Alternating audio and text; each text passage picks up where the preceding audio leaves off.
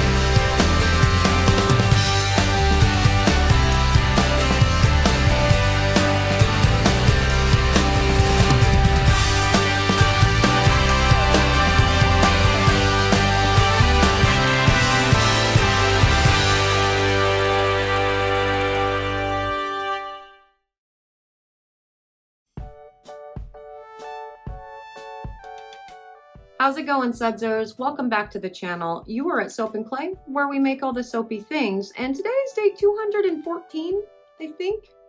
Yeah, of 365 days of soap. And we are doing some really weird stuff today. So again, a few months ago, I was actually on Facebook and a soaper had posted on a soap page these pictures of her countertops in her kitchen, right? And she had used Mad Mica's mica to do an epoxy pour. And I went, oh my gosh. Like I'm familiar with epoxy pours and I thought they were very, very cool or whatever, but we were going with like a wood route for our countertops at the house. And so it didn't really matter. But then she put in colorful micas and immediately the wheels started turning in my head and I went, oh my gosh, I want to epoxy the things. And so that's what I've been doing. Like I've been epoxying everything at home, just playing with different things and putting like pink mica and purple. It's been so much fun. And I have been so obsessed with epoxy pours that I really wanted to try a technique within soap, because with epoxy, I follow this Stone Coat epoxies on YouTube and they do weird stuff with their epoxy pours, right? They'll put in their epoxy and then they'll have like proper epoxy paint and then micas, but then they'll like spray aerosol paint into the mix before they pour, and the different tension that it creates within the design from all the different types of essentially paint or colors that you're putting into it really creates some really fun veins and marbling and all of the stuff with an epoxy pour. And I thought, I wonder if that's possible to do in soap. And I sort of knew the answer to that before I started, but I wanted to try it anyway, because we like to play with rules and things you should and should not do in the soaping, world whenever we can. And this is definitely one of them. Because what we are doing essentially is we are reserving a significant percentage of the oils, of the base oils from this soap, not letting it touch the lye and coloring it to see just how cool or awful of a soap marbling epoxy thing we can get using epoxy techniques, but in soap form. So I'm going to stop talking about it here because we've got a lot to cover there. So let's go. So this is going to be the weirdest pour ever. I have been like binge watching all of the YouTube videos by Stone Coat Epoxy.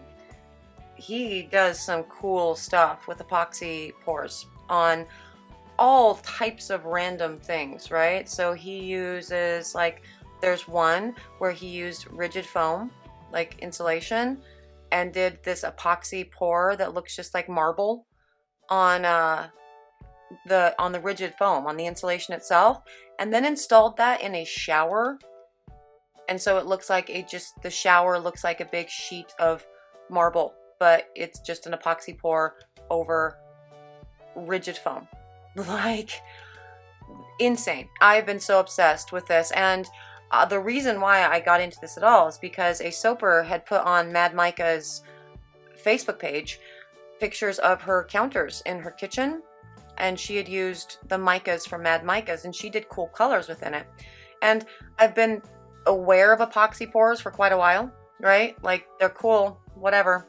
Mr. Soap and Clay really got into epoxy pours for a minute, and awesome. But when I saw this post with these kitchen counters and using kind of weird colors, my brain went, wow, I want to try that.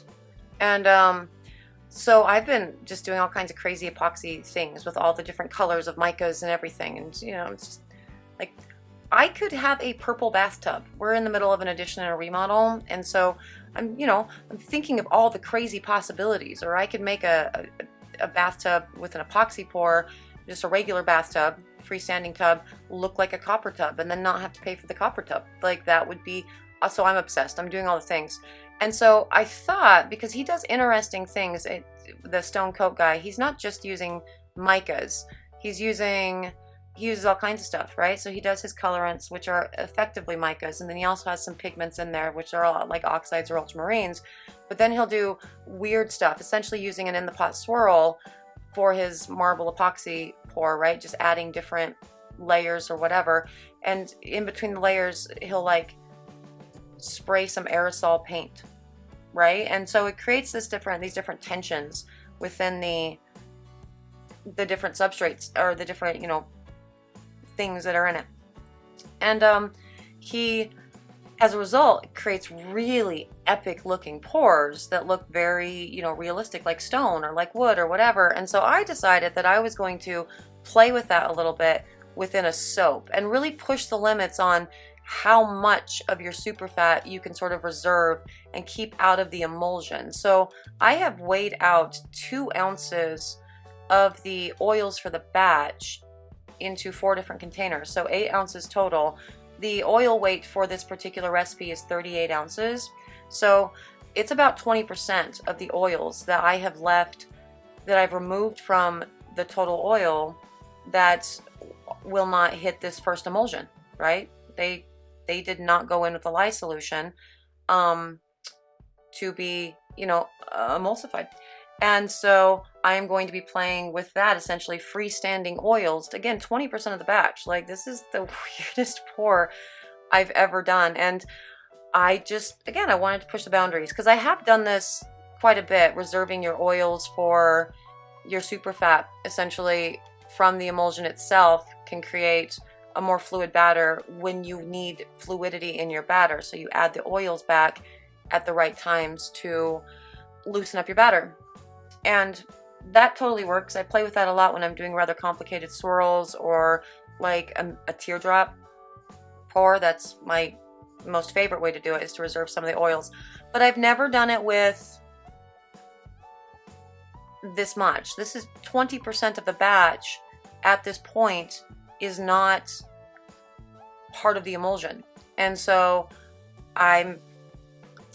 this is a weird pour. This is definitely me just experimenting and seeing, again, what rules you can break, or how far you can push a batch of soap before it just completely falls out of solution and just doesn't work, really. And so, yeah, this is what we have today. It's me experimenting with epoxy pours, because with epoxies, they're crazy. You can put anything in those things. It's nuts. It's cuckoo bananas. And so I just wanted to play around today, and so we're doing that. And the scent blend I have for this, it's just a gosh, what's in this? I think it's a rosemary mint that I'm using for this one, and with a little bit of vanilla, just because I like vanilla this time of the year. And so yes, we're gonna do a weird in the pot swirl using unemulsified oils in kind of high quantities within the in the pot swirl, that we will then pour into the mold and see, you know, what comes of it, really. And it's gonna be fun. This is gonna be weird and fun, probably. I don't know.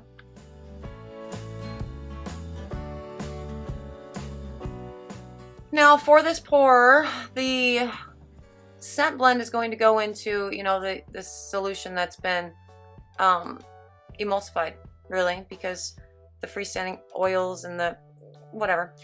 And so for this pour, we're going to do an in the pot swirl, just like you would do with an epoxy pour. just kind of adding things back to the pot in different stages and in different, you know, depths, and how high you keep your hand so gravity does its thing, all the things. And then we're going to pour it into the mold that I've set up on an angle, just using a sidewall pour, to see what comes of all of this. And I think I am cutting this based on the way that I'm pouring it, because I want the marble pattern to be released.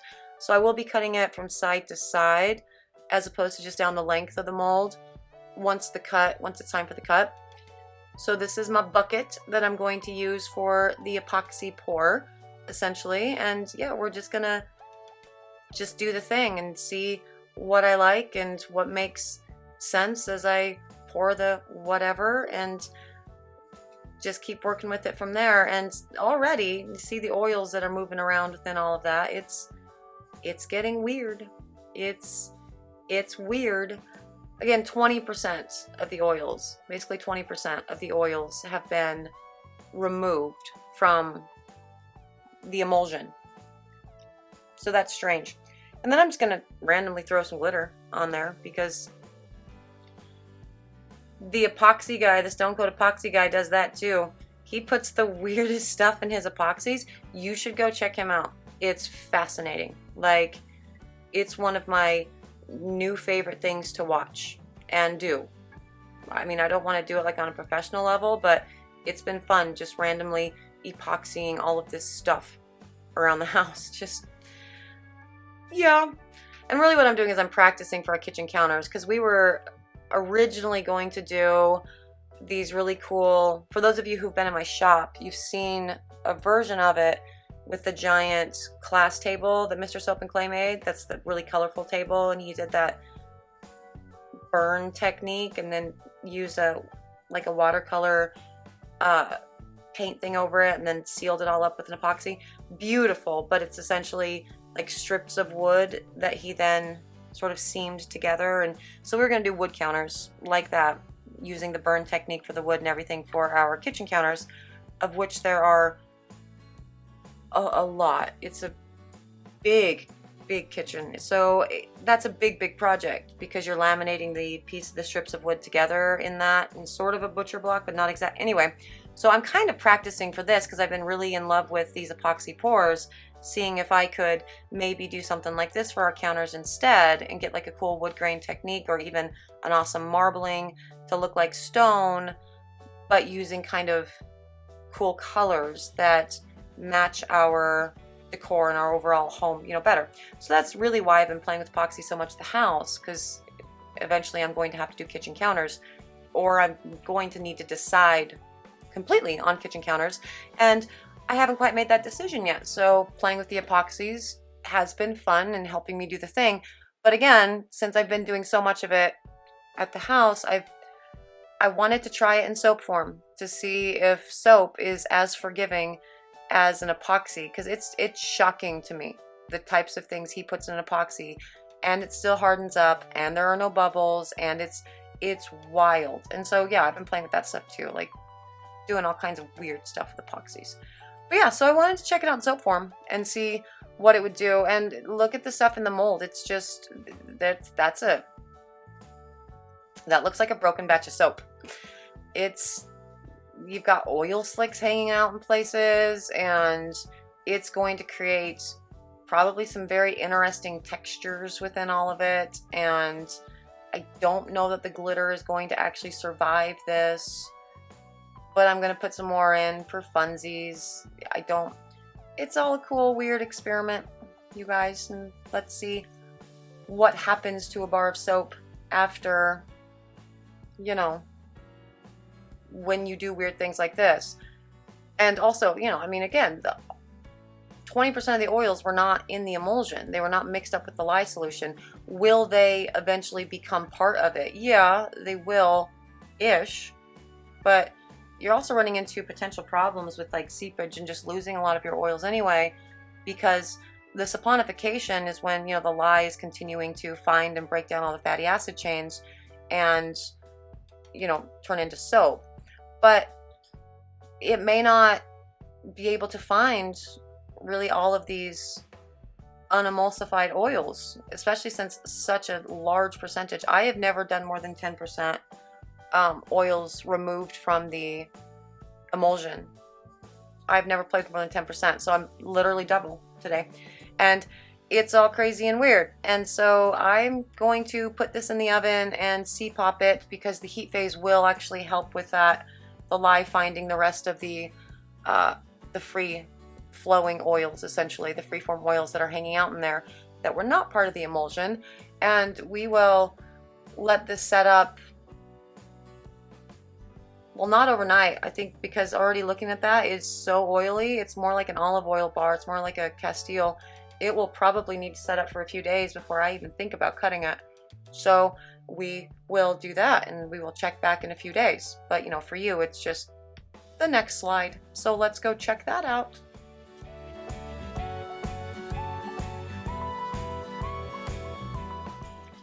So this is actually 4 days after I poured, and I am cutting it now, and it's interesting. It feels like a bar that's not well balanced. It's still kind of greasy. It's interesting. It is very interesting texture in the hand. Now, that said, there are a lot of soaps that end up as that start out as an interesting texture in the hand, and the one that comes to mind is a Castile soap. And I honestly don't understand why people are so obsessed with Castile soaps.